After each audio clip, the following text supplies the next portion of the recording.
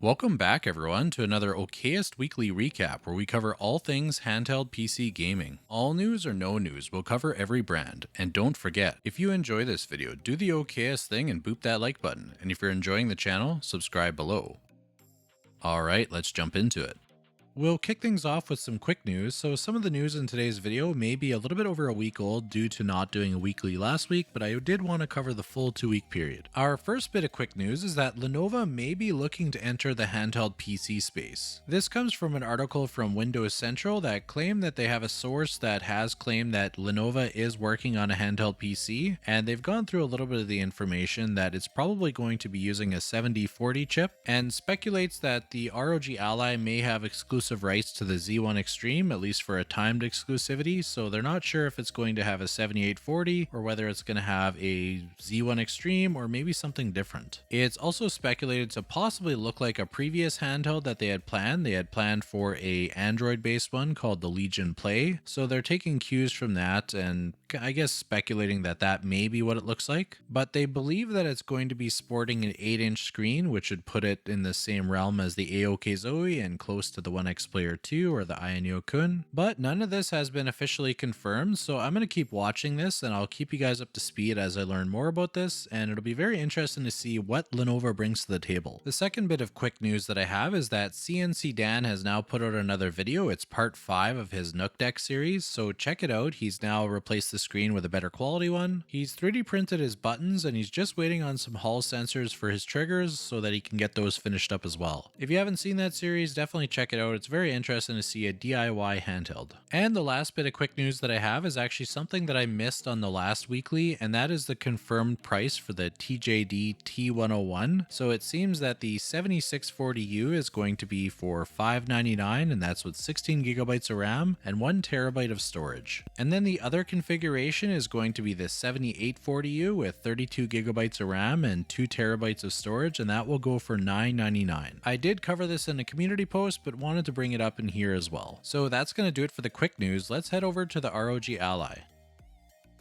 This week for the ROG Ally, I have 3 updates for you. The first one is going to be an Armory Crate and MCU update. I'll give you the changelog for that. Secondly, I'll show you where to find the known issues for the ROG Ally and what our current updates are. And then I'll give you a brief update on the project I've been working on lately, the ROG Ally versus everything video, and a potential controller giveaway that I hope to include in that video. So let's cover the Armory Crate and MCU updates. First up is the Armory Crate. So we've got a few new features that have been added. This came out on August 7th. There was a number of bug fixes and a few enhancements, but I'm going to focus on some of the new features that they added. So the first one is for the key mapping, and that's a hold to repeat function that's been added, as well as a remove button function. They also made some changes to the command center, so now you can see the battery level, the Wi-Fi status, as well as the current system time. So this is great to see because being able to check your battery level really quickly is really important so you don't end up with a dead ally while you're in the middle of a game. And the other update is for the VRAM that you're able to manually assign, so now they've added 5, 6, and 7 gigabyte options. This is great to see because those of us that like to tweak and optimize things have a few more options now, and hopefully there's going to be more to come. So moving over to the MCU update, the first one is that we get that function that I was just talking about the hold to repeat.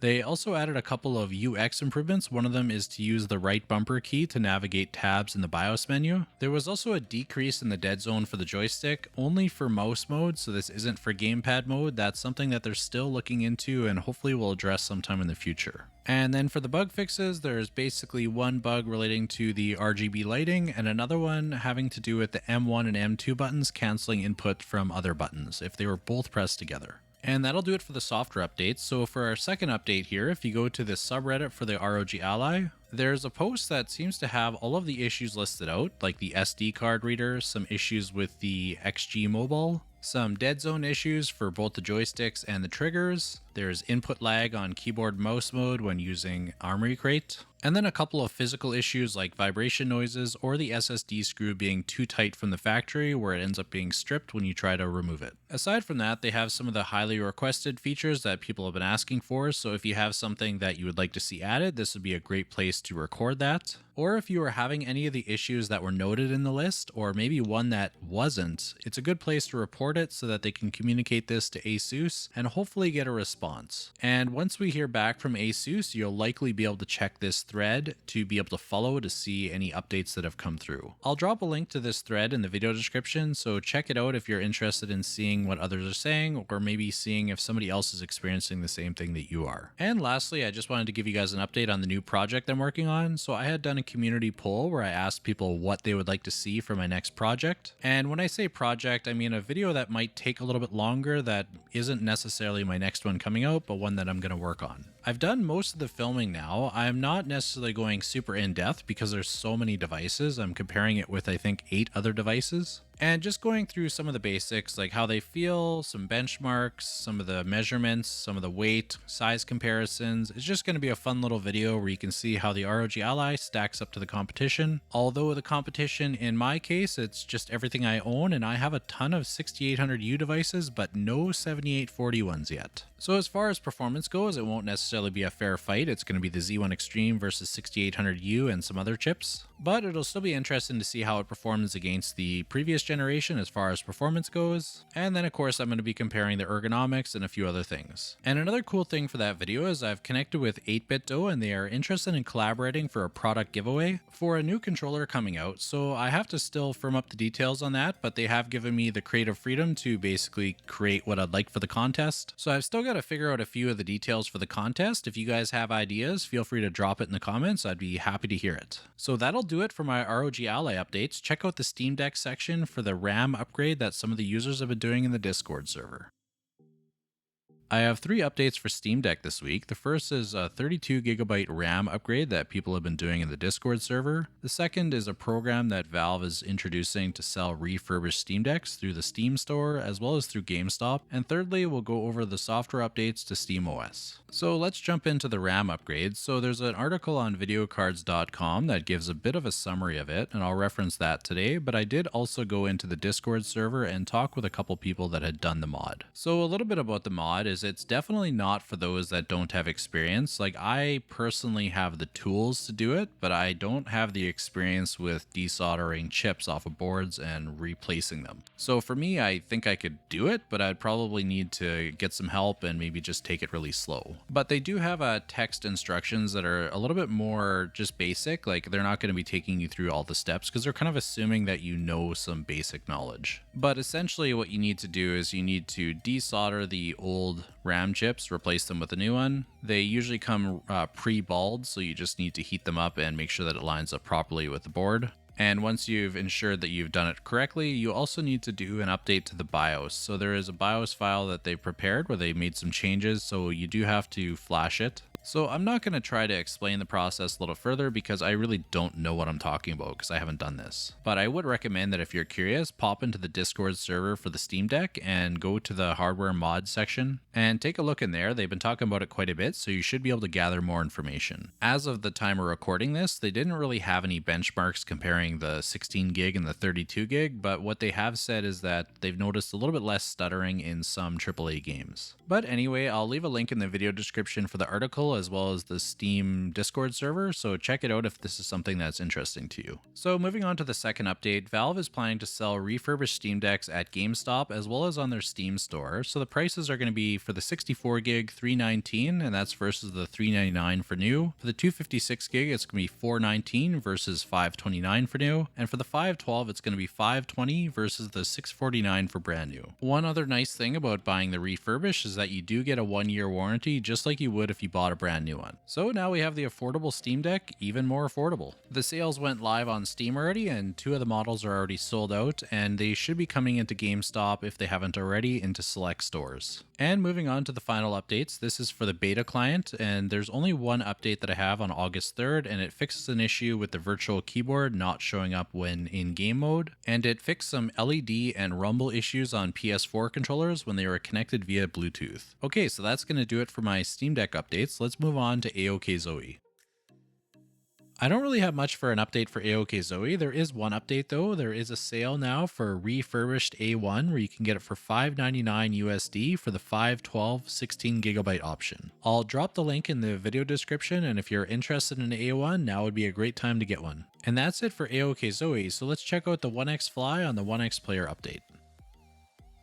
For OneXPlayer this week, the biggest update is that the OneXfly campaign is now live on Indiegogo, and you can get the base model starting at $739, and that's for the 16GB 512 model. And if you want more RAM and storage, for $889 you can get the 32GB 1TB model, $969 will get you a 32GB 2TB model, $1199 gets you the 64GB 2TB, and $1299 you can get 64GB of RAM and 4TB of SSD storage. Regardless of which model you get, there's some add-ons you can get that don't show up on the front page, but they do show up when you add to your cart. So the first one is a silicone protective case. That one goes for $19. You can personalize the RGB emblems for $29, or you can get the OneXfly Elite Pack, which includes a protective case, a tempered screen protector, and a 128GB micro SD card, and that one goes for $39 USD. So the OneXfly that we've been waiting for and we've been talking about for a while now is finally here. I may have an opportunity to test one, so I'm pretty excited about that, to put together some tutorials, test it out, and see how it does against the ROG Ally. So I don't have mine yet, but there are a number of people that do, so if you're looking for a review to kind of get a better sense of what the device is like, what people's opinions are on it, and maybe how it performs, you can check out some videos from Retro Game Corp. There's also ETA Prime, and also Project SBC has a video out as well. So far the reception has been pretty good from the reviews that I've seen, so it seems like the speakers are pretty good, the ergonomics are pretty good, and overall performance is really what you'd expect from a 7840U. I'm sure many of you have already seen some videos, so you'd expect similar here. The one thing to keep in mind though is that the prototypes that people have been testing do not have the 120Hz screen. That is something that will obviously be in the final product, the one that you're looking to purchase, but the review units won't be able to demonstrate that, so just keep that in mind when you're watching the video. I'll drop a link in the video description for the Indiegogo campaign, so check it out if you're in the market for one of these. And speaking of being in the market, if you're looking for the OneXPlayer 2 Pro, so the standard black or white edition, they are available on the OneXPlayer store now. You can get the 32GB 1TB model for $1259, or you can get the 32GB 2TB model for $1359. Like usual, I'll drop that link in the video description, so check it out if you're looking for a OneXPlayer 2 Pro. So that's going to do it for OneXPlayer. Let's move on over to AYN. This week for AYN, most of the updates that I have are for the Odin 2. We still don't know the full specs of the device. They've been slowly drip feeding it. But we did learn a few things, so we now know that the price is going to be $299. We've also seen what some of the color variants are going to be. It looks like they have a number of options here. We've got black, white, and gray, and then we have two semi-transparent colors of blue and purple. They do have an Indiegogo page that's live, so you can check it out and sign up for email notifications if you want to learn more information. And of course, you know the drill. I'll leave that link in the video description and you can check it out if you're interested. Some other news for AYN is we got some updates to the Loki software. It has some bug fixes for the RGB and for the fan functions. They've updated and extended the resolution list, and they've also added a frame rate limiter through RTSS, but you will need to install that separately. They made it now so you can move less frequently used controls to the settings page. You can also now enable or disable launch on startup. There's per application profile functions, as well as they've added a reset to native resolution shortcut. You can find the full changelog in their official Discord server, so I'll link that in the video description, and it's in the official news channel. Aside from that, I don't have any more updates for AYN, so let's move on over to AYANEO. For AYANEO this week, I just have a few updates to go over. There's an update for the Air 1S, the AYANEO Pocket Air, the AYANEO Kun, as well as the AYANEO 2S. So let's kick things off with the Air 1S. So it seems that they still have the early bird prices available. There was limited quantities and limited stock for those, but they haven't actually met those. So we've seen a number of reviews come out lately for the Air 1S. We had one from the Fox where he takes it through a number of benchmarks and fairly detailed breakdown of the performance of the device. We also had a review from Don from a little while ago. I think it was a couple weeks. And of course, we also have another video from ETA Prime where we get a bit of a preview of the device. What I've seen from the reviews is it seems that most people that have reviewed it seem to like it. They really like the lightweight of it. It's only 450 grams and the performance has been pretty good. Although the battery isn't very large, so you don't want to be playing at higher TDP for very long. Very similar to the ROG Ally. I believe this one has a 38 watt hour battery where the ROG Ally has a 40. But overall, it's definitely worth checking out. So check out their Indiegogo. I'll leave a link in the video description and check out some of those reviews. I'll also link those below. The next update I have is for the AYANEO Pocket Air. So we don't know the exact price yet, but it sounds like they're going to be targeting somewhere between $300 to $400. That's what we're estimating. Of course, we don't know what the top end is going to be, but when asked about the $300 price point, Arthur had mentioned that it would be very difficult for them, so it doesn't seem like they're going to be targeting $300, but people are speculating that it won't go up to above $400. Of course, we don't know. We're going to have to wait to find out. When asked for more information, they just said that they have not determined the price yet. On to the next update. For the AYANEO Kun, we've seen our first review from Don. He does a pretty thorough breakdown of the device, although we don't get to see the internals because he's not able to show that yet. We can see that the device is quite large, and you can kind of see what it looks like beside the Steam Deck. Physically, it looks fairly similar, a little bit taller, but about the same width. And the screen is massive, just like the OneXPlayer 2. One of the things that he praised quite a bit in the video was the battery life, because it has a 75 watt-hour battery, which is the largest we've seen so far, as well as the screen. He said it gets really bright and it's quite crisp. And I had seen him mention, I believe it was in the AYANEO Discord, just that the screen doesn't seem to get as hot as the AYANEO 2 or 2S. So overall, it sounds like it's pretty good, but we don't know the price yet. We do know that they have said it's going to be the most expensive AYANEO yet. So if you calculate that based on some previous prices, it's probably looking to be $1,500. That's my guess for the base model. But I'd be curious to see what you guys think. What do you think the AYANEO Kun is going to be priced at? Let's talk about it in the comments. What do you think AYANEO's most expensive device starts at? And the last update I have for AYANEO is that the AYANEO 2S campaign is now officially ended, so if you're going to be purchasing, you're going to need to do so from the AYANEO store. And that's going to wrap it up for AYANEO, so let's move on over to GPD.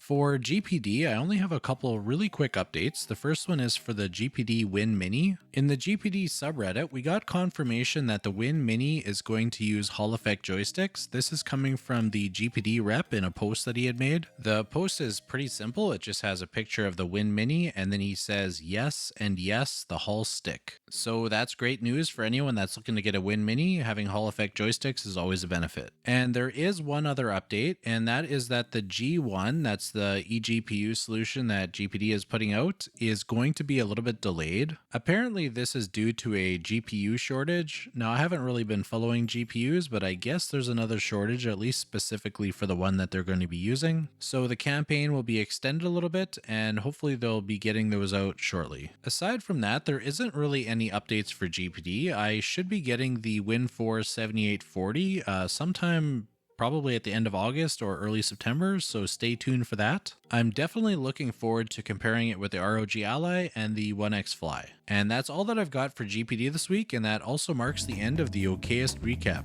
I hope you enjoyed this video, and thank you for watching.